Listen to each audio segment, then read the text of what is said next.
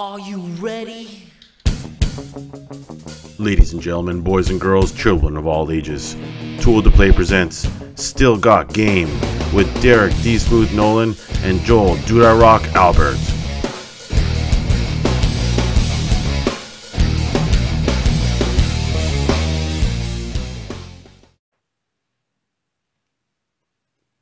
This episode of Still Got Game is brought to you by Think Geek and the Craft Beer Club. Hey now, welcome back, ladies and gentlemen. Still Got Game, episode 322, take two. Still Got Game is the official podcast of ToolToPlay.com. I am, as always, Derek D. Smooth Nolan. I am Joel Dude I Rock Albert. And joining us later from the news desk will be Tiffany Electrified Nolan. Joel Dude I Rock Albert, what is going on? Had a busy week last week, and some last minute things came up, and we missed another show. So we did actually put on episode 322 2 weeks ago for the first time. Sort of part of it. It only showed up live on Twitch for a portion of the show, and then things got completely fucked. And then last week we had our hiccup with Jay and his schedule, but we are back this week. We still have no hit, but Tiffany is behind the scenes, and she's going to be doing some scene switching tonight, and hopefully this all looks good when it's all said and done. But she is pulling yeoman's duty because she will also be doing the news as well. So we'll see how this goes. But it is good to be back and to be doing a show. It is, finally, again. Yes. So we will start off from feedback from last week's show, or however long ago that was. Remember, if you want to leave us a voicemail, it will cut you off after a minute. Lieutenant Ortega comments, what are the odds that you use my Pro Electrify comment on an episode without her? Bring her back, please. Well, she's back. You're welcome. Yep. Boom. Done. Enough said. You have her. It's all good. It was an accident that we didn't have her. And it was an accident, yeah. yes, then you convinced us that we should have her, and we did. So, thanks. All right. Iceball comments. Longtime listener, first-time messenger. This show is so tight now. It's certainly shown continuous fine-tuning over the years, and I love where it's gone. Kudos to you guys. Keep it up. Yeah, this show's fucking tight. I know. I like the longtime listeners. They come in, they chat every once in a while, and they're out. Mm-hmm. Huge fan. I always wonder what gets a longtime listener. What is the impetus to finally be like, you know what? It's been like 5 years or 7 years. I'll throw a comment in. Like, what was the thing that pushed you over the hump? If you could let us know, Iceball. Yeah, I want, yes, exactly. Directly to you, Iceball. So if you're listening, explain what was the spark that went off in your head where you're like, you know, it's been almost a decade. Maybe now I'll talk. Because you would think that at some point you would feel like actually contributing or sooner than now. So I feel like there had to be something that got you to this point, but thank you for the comment, and we are tight as shit. Goddamn straight. All right, last but not least, Nick comments. I have to say that your video quality since losing Hitman has taken a hit. Unintended. When does he return? Not soon enough. Yes, is always the answer to that question. Yes. Not soon enough. Once Hitman is back, this show will be back to its A+ production value. There will be something on the green screen behind me. The show will look pro, but right now this is about the best you're going to get out of the show. It's a necessary evil. We don't have a full-time producer. Hitman is on a unpaid leave of absence. He knows he's not pulling a salary during this time, but he was okay with that. I'm not sure why, but I will say, though, in Hitman's stead, I think we've done okay. Yes. If you discount missing a complete show last week and then the complete, utter foobar fucked upness that was 2 weeks prior. We did have one show during his hiatus. Pretty clean show during his hiatus. Jay was a little soft during the show, but a little bit softer. There's some audio problems and other problems as well. But the video was there. And actually, the video quality of our beautiful faces, because we're not doing the pass-through to Hitman system, is actually better when Hit's not around. That's something we can never solve when he is around, and the quality of the entire production is better. But that is one benefit when he's not around. We did. You could see us in the fullest of HD, see our fine faces and our stubble and whatever else. So it was good. But thank you for that comment, Nick, and we will let you know when Hitman returns. And if any of you have feedback, give us a call, 773-527-2961, or email us at podcast@tooltoplay.com. And in site-related news, I got nothing this week at all. No, nothing really. Still working on the site. I've had less time lately because things have been crazy. So pretty much with my work schedule this time of the year, we got to get a lot of work in before the holiday season. So things have definitely slowed on my end, but the site's zipping along. It's still, the great part is the site is still as fast as it ever was when we relaunched, which is really nice. Like the speeds have not degraded. It's a very, very solid platform now. Things are very, very fast, which I love. So we'll continue to make updates. We pushed out some looking for group changes 3 weeks ago. And then, of course, every single Tuesday, we bring in all of the new video games that are out there in our library. So if you are playing a new game, don't forget to add it to your profile. And we'll just keep trucking along. Nice. Yeah, it's looking good, looking fast. Occasionally we get those weird 403 errors, but fixed those last week. Oh yeah, so I fixed that problem, by the way. Oh, nice. So those you should never see those again. That was because of our mailing system, because we're sending out HTML emails, but we're on a service that does not provide that. So we actually have to route our mails through another server. And there was some weird bug where if you were trying to send HTML emails, it would shit the bed. It would only send the regular, shitty, unformatted version. So now it's actually sending full HTML emails and no longer 403 and all that stuff. So that's all fixed as well. Good shit. All right, Jay. Well, on that, why don't we slam the fuck into what we're playing? Joel, Dude I Rock, Albert. What one singular game have you been playing singularly this week? I played 2 games. Oh, wow. So, yeah, because I bought Halo. I did as well. I'm not as everyone seems very excited for. I give credit to 343 that at least for my friends, they're enjoying the shit out of it. I think it's just okay. I'm really not happy with it's a little more cartoony than it's ever been before. It's a very strange feeling looking at it. It's not the same. And I don't like the way it plays gunplay wise. It feels like a 343 game. When you play Destiny, it's like you pick it up and immediately you're like, the shooter is so smooth. Yes, like it's crisp. It doesn't have that. So I played both. You know, I'm kind of, now that we're into this expansion with Destiny, things obviously are getting repetitive as they are. So it's nice to have Halo there for my PvP needs. I am playing it on and off. The Warzone stuff is cool. It's new. It's different. But ultimately, like tonight, I'm going to be hard mode rating like normal and mostly Destiny. So nice. I've been playing the shit out of Destiny. I've had Halo now for almost 2 weeks, and I have not. This is a rarity for me. It has not even been fired up yet. I just really. Yep. Bought it, pre-ordered it. It's been preloading on our consoles, and it has not been touched yet. Wow.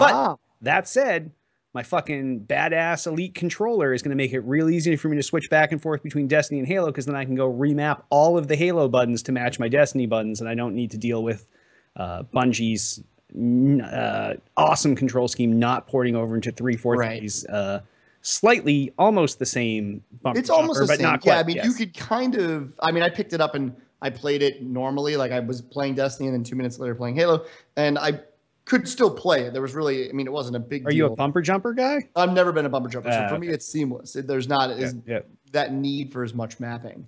But it was, I mean, it plays pretty well. I think there's once you play it, you have to tell me how you feel about just the controls themselves. The left to right, the horizontal movement is weird for me. Right. And I can't put my finger on it. So that will be on my research list. Yes. Yeah. But yeah, no, I'm pumped to play it. It's just been one of those things. But you know what? As a side note, the $150 Elite controller, I cannot recommend enough. The thing that you have in your hands right now that you feel like as a controller, the moment you hold the Elite controller and you feel the weight, forget all the accoutrements, forget the paddles underneath and everything else. The controller feels like a piece of equipment, not a toy. And it's almost like there's between holding a real gun and a toy gun. That very first time you ever held a real gun and you were like, oh my God, this thing's fucking heavy. Like, that's the feel you get with this controller. So I can't recommend it enough. Love it. Nice. All right. Well, on that, Jay, why don't we hop on over into the new releases? First new release out this week is a multi-platform release, and it is Fallout 4. And this is out for the Xbox One, the PS4, and the PC. This is the 5th game in Bethesda's super popular post-apocalyptic Fallout series, and the first one since 2010's Fallout New Vegas. This time around, we're set in Boston, 200 years after the nuclear war. The game features the familiar game mechanics of Fallout 3 and New Vegas, plus a bunch of requested tweaks to the UI and the view and how the game plays. based on feedback. People love those games, but everybody always has something they'd like to see. And I feel like really Bethesda has jumped in and taken care of those issues. The game looks absolutely amazing, and there's tons of positive buzz about it, but there's no early review scores out yet. But I assume based on the number of photos I've seen of people getting their fucking Pip-Boy editions and everything else, this thing is going to be fucking through the roof. Yeah, I think a couple of reviews came out like right before the show. There's a couple, and they're all 9s. IGN is a 9.3. A couple others that have just started rolling out. I'm not interested in this game. I know people love it, but I'm not either. Yeah, You're not either, huh? I've never played any of the Fallout games. See, I have. Well, New Vegas. Okay, I played some of the old Fallout games, but nothing. Old I played too. I actually played like the what was the RTSC version? Is out for a while. Yeah, that's where we all started. Yeah, and then I never switched to the console ones. No. Yeah, and I mean, it's my thing is like a game. I hate being snobby like this, but a game's got to look good nowadays for me to at least be interested in it, and then it sells me on the gameplay. This game looks like it was built 10 years ago. This is the shittiest engine. And I know if you go to the internet, you'll see this comment, and you'll also, from this exact comment, see the follow-up comment, which is, this is all about gameplay, bro. They're not about fucking awesome looks. Yeah. That might be true. I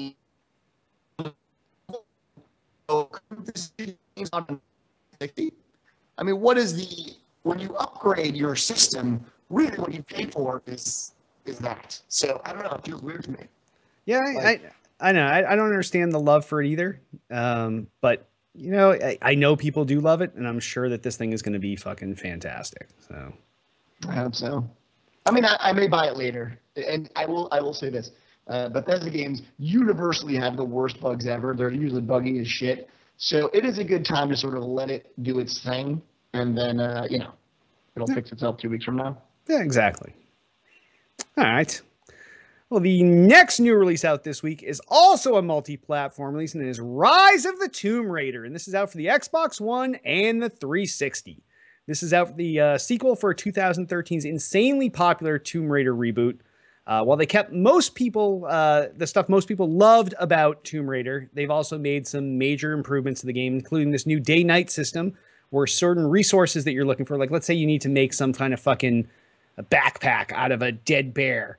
Well, that bear might only be a nocturnal bear that only comes out in the rain. So now the weather and the time of day all play into this shit. They've also tweaked some of the UI and the third person, first person view switches that go on in the game. I don't know. This game surprised me when it came out. I know when we saw Square Enix's first video of this, everybody at E3 was going absolutely apeshit of the original reboot. And then to follow that up with something like this, it's graphically beautiful and building off of the success of the previous one that was through the roof. This thing can do no wrong. It's been in high 8s and low 9s in the reviews. I think this thing is going to dominate. Yeah, see, I feel like almost bad for them because I feel like this game is coming out at a bad time. You've got Halo, you've got Fallout. I don't know that it competes with those on that level because it's like the hype with Fallout is it's so new. Whereas like, this game, they had an amazing version of this already last year. So it's like, I don't know if it's enough if you're sort of a one game guy. I don't know that you're going to be buying Fallout and then also buying Tomb Raider. Yeah, see, a lot of people that probably got hooked on Tomb Raider a couple of years ago just recently rebought it for this generation. So I don't know. Now that's so much fresher in their mind. It's not like it's any longer a 2013 game. To them, it's a 2014 game. Or was it the beginning of 2000? I don't even remember now. But I can't remember, but it's about 3 Yeah, it was either the end of last year or the beginning of this year that they released the Xbox One version of it. So that's a pretty quick turnaround to get that that next in your series, which is also good. I think it's really if it's because it's a single player game like a Fallout, I think that to me is what really kind of hurts it in terms of like you play it for a story, and if you're picking your story game to start playing for the season, you may be buying Fallout first before you do this. I mean, they're totally different types of games, so I don't want to say like they're the same. Completely different. Yeah. But if you're, like I said, if you're like a one game guy, it's like, what are you going to spend your time on it? I have a buddy at work that is like that type of dude.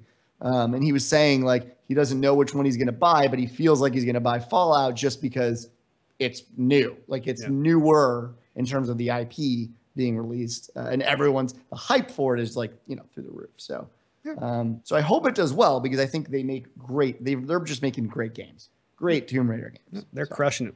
Yeah, I hope it does well too.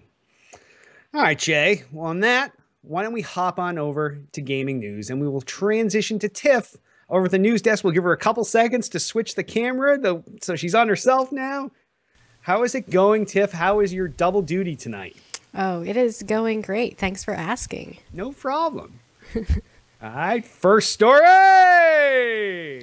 Microsoft ships to touting Xbox Live user counts over console sales, and this comes from Gamasutra. Microsoft declined to report Xbox console shipments in its latest quarterly earnings statement this week, and now the company says that's not an anomaly, but the start of a new reporting strategy that will see a focus on engagement by touting Xbox Live stats rather than hardware sales going forward. This is a significant shift from Microsoft, which long made a habit of regularly broadcasting Xbox 360 sale numbers. But its successor, the Xbox One, has been outsold by Sony's PlayStation 4 console nearly every month since the pair debuted at the end of 2013, a situation Xbox boss Phil Spencer spoke about. He says they have a huge lead and they have a good product, and he said this very candidly at the GeekWire Summit this month. Of course, both consoles are outselling their predecessors. However, Microsoft took pains to issue statements to Game Informer and other press outlets this week, stipulating that it's shifting away from reporting console sales because the company is, quote, more focused on engagement and would prefer to champion its Xbox Live business. According to Microsoft's most recent earnings report, Xbox Live's revenues and monthly active users were up year over year by 17% and 28% respectively, as the service reached a monthly active user count of 39 million. However, Xbox console sales fell 17% in the same period, something Microsoft attributes chiefly to drop-off in Xbox 360 sales.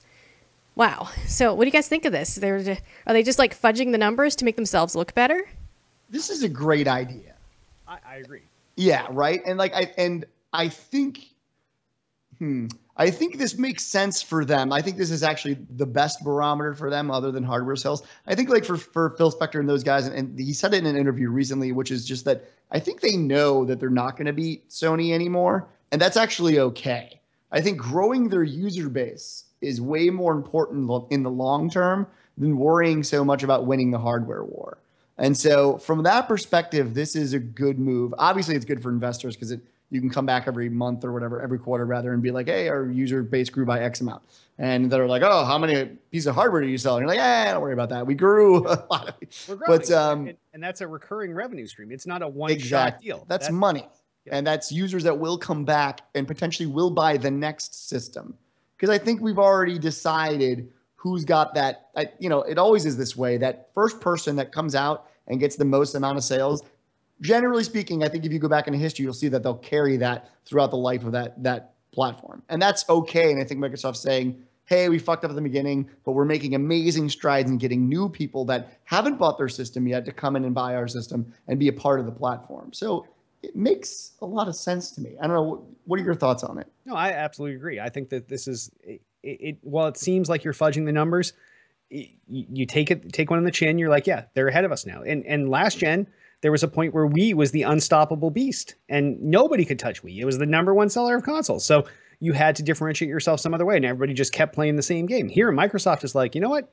In the long run, we're going to keep selling consoles. We're going to keep making money hand over fist. And you know what? It's a big enough market that there can be two guys selling tons of shit and we can be the second guy. But what differentiates us is that we're selling fucking this content that keeps bringing people back and back and back. For PlayStation, I don't know how many people take advantage of PlayStation Plus. If you're a person that has a PS4 and you're not an online gamer, you don't need it. And there's not enough value add there. And now, granted, they give you all the free games each month and everything else, but maybe that's not your thing. Or maybe because on the PlayStation, you can buy them just once. You only need one guy to have that. We, in our house, have a shitload of paid gamer tags because all the kids want their own. They want to have their own stuff. They want to have their stuff tracked. They want to be able to have gold themselves. So we buy at least 4 of those. So I think we buy 6 because we buy Tiff and I and our alternate tags and 2 of the kids have the tags. The other 2 don't. They use the silver ones, but that's 6 Xbox Live subscriptions in one house. So I think this is a great metric, and I think that this is going to show a good upward trend for Microsoft over time. Yeah, it's a good. I mean, again, it is a little cheese. I think everyone knows that. The thing is, I don't think they're like trying to hide it. We all like, oh, all of a sudden they're not going to show hardware anymore. We know what the reason is. They're not winning. Yeah, it wasn't a big trick. No. Yeah, it's not a trick, right? It's not a trick when the fucking trick is really obvious, right? It's not like, hey, we really do have great hardware sales, but we're just not going to mention it. No, they don't. Yeah. But they're still a great platform, and that's what they're selling is the platform. That's the number they want to focus on. So, you know. Oh, well. Right. Awesome. Next story. Activision buys Candy Crush developer King for $5.9 billion. And this comes from Joystick X Engadget. Say what you will about the quality of Activision's output, but the company makes incredibly smart business moves, like the announcement that it purchased Candy Crush Studio, King Digital Entertainment, for a cool $5.9 billion. For comparison's sake, Amazon paid a paltry $970 million for Twitch, while Facebook spent $2 billion on Oculus VR and $19 billion on messaging platform WhatsApp. Oh, and Minecraft only set Microsoft back, just a little $2.5 billion. Bobby Kotick and company definitely think this is a big deal, and considering just how many people play the mindless puzzler, this is likely a really smart investment. Think about it this way. Now Activision Blizzard has the entire spectrum of gamers covered. Kids and families with the Skylanders series, World of Warcraft lifers, folks who casually play Hearthstone, and the hardcore who continuously play Destiny and Call of Duty, and of course, the gateway drug to in-app purchases, Candy Crush Saga now. For brevity's sake, we even left out a bunch of other franchises that are cash cows. Oh hey, there's StarCraft. That's one hell of a portfolio no matter how you look at it. So what do you guys think of this? I thought this was apeshit until I remembered how much they paid for WhatsApp. I didn't. So, okay, here's the thing. So it's an overvaluation. Oh, it's, most definitely. It's too much money. But I don't think that two things. Blizzard and Activision have so much money in the bank that the money is actually irrelevant in this scenario. It's certainly overrated. It's certainly way more than they should have spent. But I don't think that's the point here. The point is really what Tiffany already said in the article, which is that now they have this mobile space. They've bought directly into it. They didn't need to build their own mobile space. They had most of it with Hearthstone already. I mean, they've already been in that area, so it's not like they don't know it. Yeah. They do know it. But this is a different type of mobile game. This is the mom and pop mobile game. This is your grandma plays Candy Crush mobile game. That's not what Hearthstone is. Oh, no. You know what I mean? Right. Yeah, so they're not the same. And because I heard a lot of people say that when this came out, like, why would they do that? They already know mobile. Well, they don't. They just have Hearthstone on mobile, which is really a Blizzard game that's been ported into mobile. It's not a mobile game that like you think of when you think of Flappy Bird and all these other types of one-off quick games that you play. This gets them into that user base instantly. So they're paying for the user base, not really so much Candy Crush Saga. It just happens to be one of the biggest games on mobile. It's like if you were to buy Angry Birds back in the day or anything like that. I don't even know that they're banking really on Candy Crush as a developer to produce more games that have that type of success. I think Blizzard and Activision will do that all on their own. I think they just have a way now to leverage the people that are playing Candy Crush to say, hey, you like Candy Crush? Blizzard also makes these 85 other fucking mobile games. Every time you start up Candy Crush, that's your splash screen now. Exactly. Try our other new games. It's the intro into a world that they can then build upon. Yep. It's not the game, and I think that's why people freak out about the number. Yep. It's an overvaluation. They are not in any way, I think, close to being worth $5 billion, even $5.8 billion. No, they make $250 million a month. So, So that's $3 billion a year, and then you have all your run costs and everything. Yeah, right. That's just what they bring in, but we don't know what the costs are. Yeah, so really smart move, totally a great buy. I don't see anything wrong with it at all. So what do you think overall? You think it's a good move? No, I think it's a fantastic move. I think for that reason alone, there's some of these little shit games that the kids play, and they're like, oh, we're going to do this, and we're all going to compete scores. And it was one of these games that we all played, and that same company put out like 30 different games, and each week it would be like, try this other one. And we're like, oh, okay, well, I'll try that. And then all of a sudden we're competing on that one. So just that hook of if it's a game that you like and that you're playing fairly regularly, and all of a sudden that company has another game that they pitch you at that splash screen. If somebody could look at the click-through rates on that, I think that's probably exponentially higher than just the banner ad at the bottom that's pitching someone else's game. Absolutely. Yes. Yeah. So I think, and it's got the Blizzard name attached to it. Like if you're a gamer and you see that, you already trust Blizzard. You know, you played Diablo, you played StarCraft, you played World of Warcraft, you played Call of Duty, you played Destiny. You are in that world. You know that those publishers or developers rather make good games. So you're probably more likely when you pick up your shitty, I don't know, little cousin's iPhone and you see like, oh wow, they actually have another game they're making. I wonder what it's about. You're a little bit more likely to click on it, knowing it's in the Blizzard family as well. It's a great move. It's a great move. Short term, big expense. Long term, the payouts are going to be phenomenal. Agreed. Yeah. All right. Next story. We're at this week's What the Fuck story. Konami denies Hideo Kojima's departure, and this comes from Game Politics. Konami seems to deny everything these days. It denied a report that it keeps its employees under constant surveillance, past reports that its relationship with Hideo Kojima was less than amicable during the production of the recently released Metal Gear Solid: The Phantom Pain, and that it was shifting its development focus to mobile from AAA games. Today, the company, actually this is from a few weeks ago, so recently the company is denying a report that we highlighted that Hideo Kojima, Metal Gear Solid series creator, left the company on October 9th. According to what a company rep tells Tokyo Sports, Kojima has not left the company. He's simply on vacation. Quote, currently, Kojima and the development team are finished developing Metal Gear Solid 5 and are taking a long time off from work, end quote. And this is from a rep that told this to a Japanese publication. When asked about the farewell party held for Kojima prior to his departure, of which pictures were leaked online, the Konami rep offered the following comment. We're not really sure what kind of thing this was.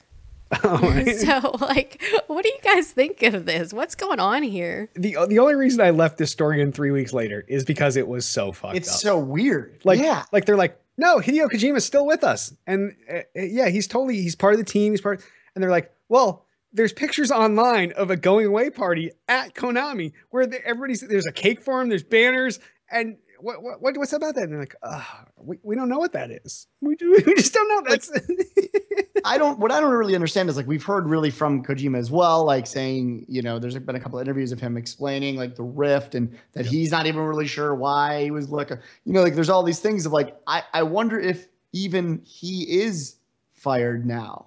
Like it's one of those things where maybe like they'll call him in a week and be like, hey man, you didn't show up to work on Monday. And he's like, yeah, because you guys fired me. And they're like, no, we didn't.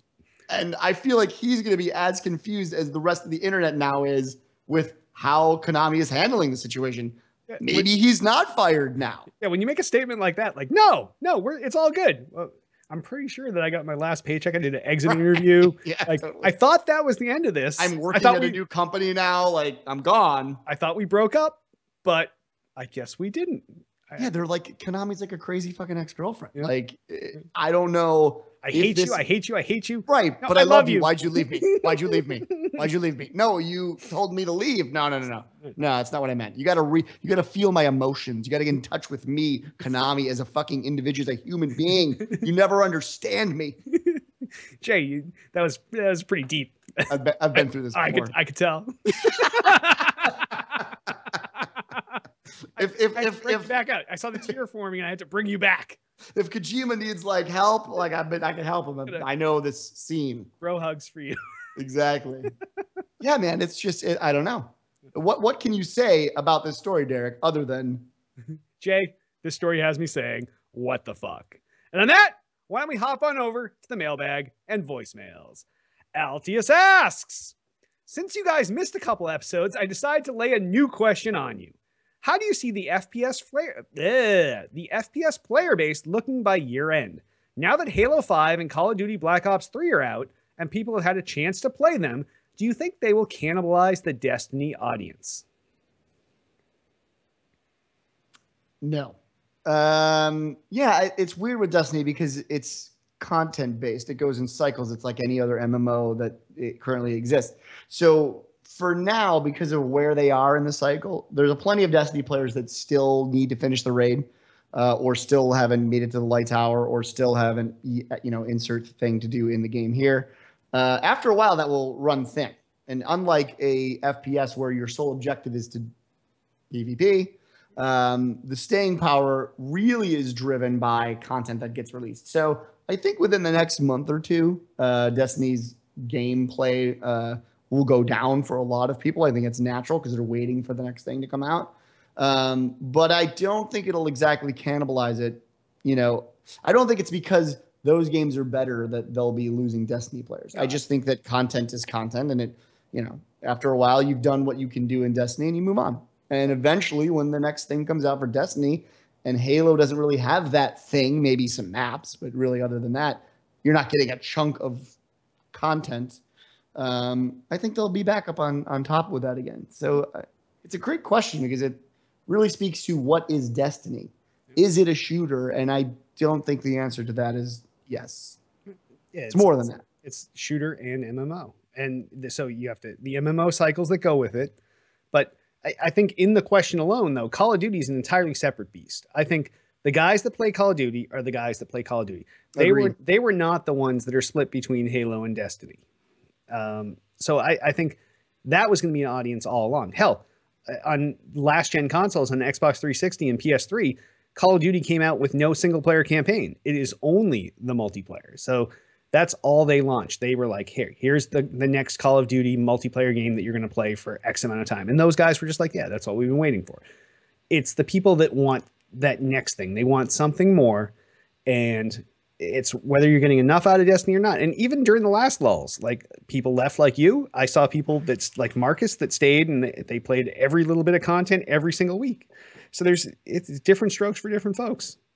Yeah, I think that's the thing is I don't think I think maybe Halo and Destiny, those players intertwine a little bit more because of for obvious reasons, Bungie, right? But I totally agree that Call of Duty players don't really mix. There's very few like Call of Duty players that also played Halo. There's maybe some that used to play Halo and they went to Call of Duty and that became their FPS and that's their game. But they rarely go back and forth. I mean, I think I'm an exception, but I play all games and so is Derek and a couple other people. But even in that sense, I'm not buying this Call of Duty. I have no intention to purchase it at all. I'm skipping it as well. Right. And so Halo is really there as I finished the raid this week and I don't have anything to do. I'm going to play some Halo. Yeah, that's what it's there for. That's the filler. That's the filler. Yeah, great question, though, as always. Altius Pro. All right, and we also had a great question come in this week from Isaiah68, but I'm going to save that question for when we have Hitman back. It's not a time-pertinent question, so it's a question that Hitman would have given some great feedback on as well. It's a long question that Hitman will hate putting on the screen because he either has to shrink down the font or switch multiple times to get the whole question in, but it is definitely something that Hitman will be a quality. I'm intrigued. Yes. Oh, I know. So we will save that until Hit comes back from his unpaid leave of absence. And if you need awesome questions like Altius or Isaiah68's future question, give us a call, 773-527-2961. Email us at podcast@tooltoplay.com. You can also comment on this episode's thread in the Tool to Play homepage. And sponsors! Remember, by supporting our sponsors, you help support Still Got Game. Now, normally in the live show, I cut this out. So I'm going to give you the quick and dirty because the podcast people are going to get the run-of-the-mill cut and paste of our ads. But we have ThinkGeek. Everybody shops there. If you want to get something there and you want to help out the show, go to tooltoplay.com/ThinkGeek before you buy anything there. That will take you to ThinkGeek and we will get some sort of perks based on your purchase. So tooltoplay.com/ThinkGeek. And we have the Craft Beer Club. That is, if Christmas time's coming up, the holiday season, you want to give someone a beer of the month thing of craft beers. It is a great deal. People love getting these gifts because they come month after month after month. If you're going to do something like that, go to tooltoplay.com/beer, and that will take you to the Craft Beer Club's page, and you can order a gift subscription. You can order a subscription for yourself. It doesn't matter. But tooltoplay.com/beer, go there first, and that really does help us out, and that would be much appreciated. And if you'd like to sponsor us, give us a call, 773-527-2961. Email us at podcast@tooltoplay.com. Tell us what you're selling, what you're gonna pay us. We'll sell it. You pay us. Boom, done. Twitter us up. You can find everything Tool to Play related at twitter.com/tool to play. everything podcast related is at twitter.com/still_got_game. I, king of the fucking internet, god of everything that's fucking holy, I'm at twitter.com/Derek Nolan. Twitter.com/JudeRock. Facebook the fuck out of us. Facebook.com/Tool to Play. Facebook.com/Derek Nolan. Facebook.com/JudeRock.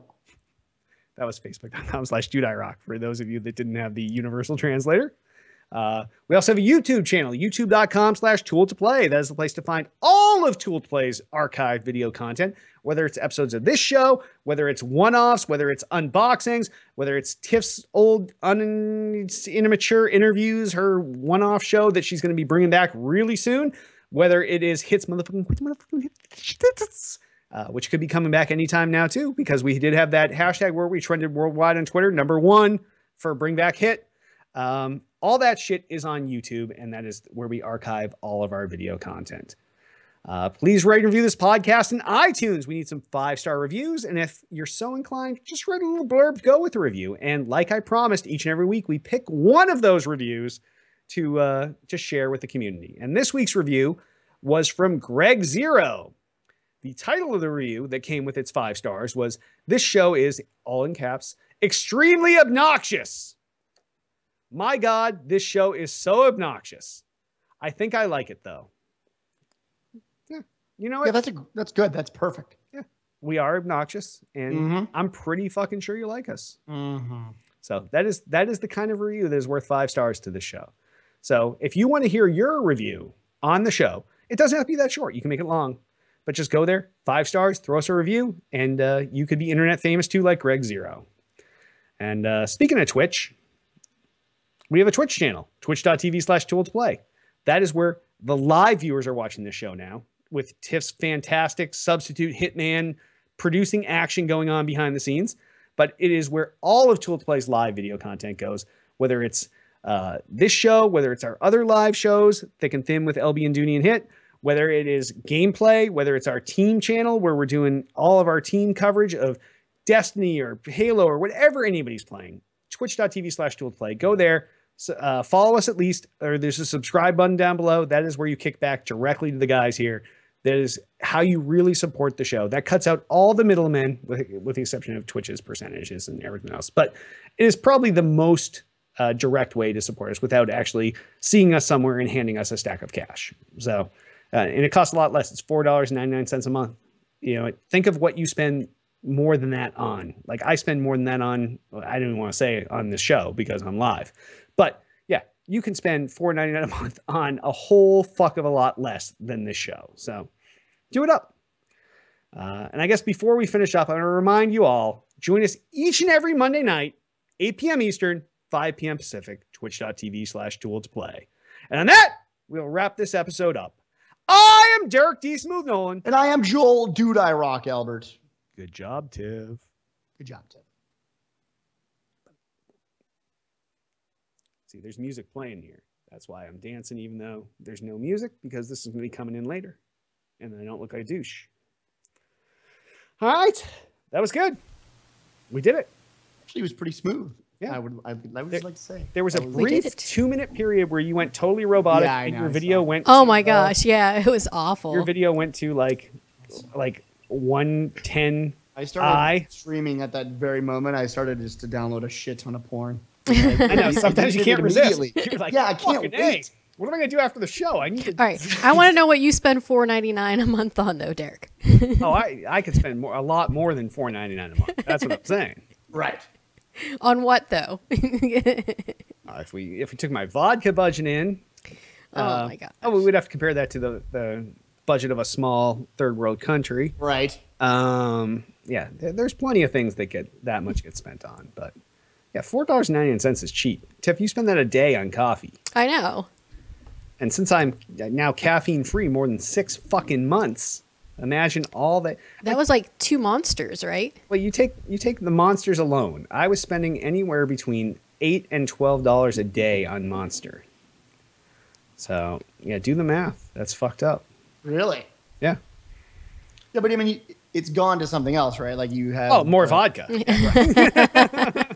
That's That's the awesome thing about like when you get rid of something, you're like, oh, this thing is hurting me. You get rid of it, you're like, well, now I just need to increase the other thing that's hurting Instead me. of alternating vodka, monster, vodka, monster, monster, vodka, vodka, Vodka, vodka, vodka, vodka. The best way to follow up a vodka is with vodka.